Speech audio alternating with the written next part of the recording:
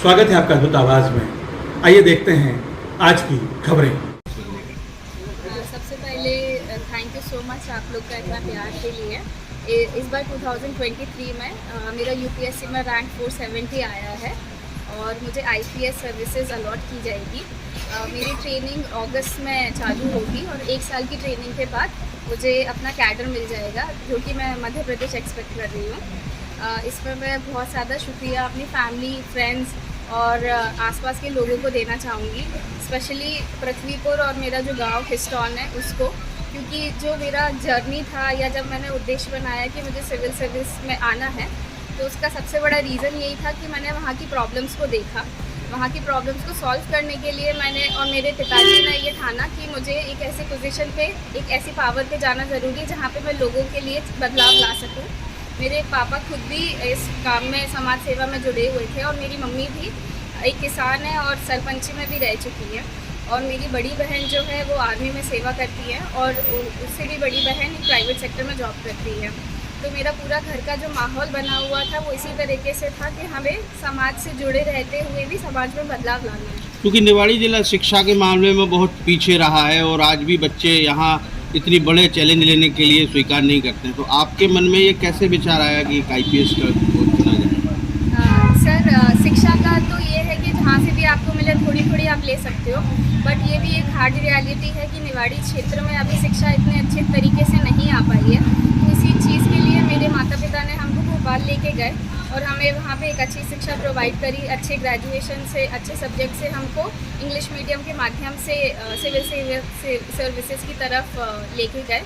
But मैं कोशिश करूँगी अपने बाकी फेलो कॉलीग्स के साथ या फिर किसी ऐसे लोगों के साथ बातचीत करने की कि जो उच्च लेवल की जो शिक्षा है जो हमें मध्य प्रदेश में भोपाल, इंदौर या ग्वालियर में मिलती है, उसको निवाड़ी क्षेत्र में लाया जाए ताकि हमको माइग्रेट ना करना पड़े, क्योंकि माइग्रेशन की वजह से बहुत सारे ऐसे चैलेंजेस भी आते हैं जो मैंने भोपाल में फेस करे। तो मैं नहीं चाहती कि कोई भी फैमिली इस तरीके से अलग अलग रहे, माँ बाप और बच्चे अलग रहें।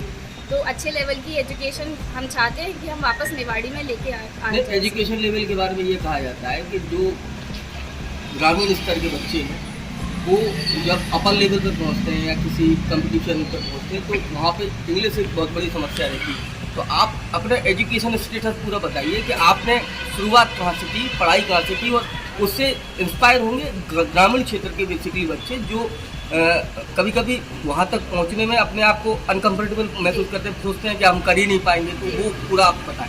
तो सबसे पहले मेरी primary education Alphonsa high school से हुई, क्योंकि पृथ्वीपुर से मैं 3rd क्लास तक थी। फिर उसके बाद मैं भोपाल गई, तो मैं वहाँ से सेंट जेवियर जो कि एक इंग्लिश मीडियम स्कूल है, तो मैंने वहाँ से लेके 12वीं तक अपना एक इंग्लिश मीडियम स्कूल में एजुकेशन किया और फिर अपना ग्रेजुएशन भी मेरा इंग्लिश मीडियम में ही था, बीकॉम फॉरेन ट्रेड में।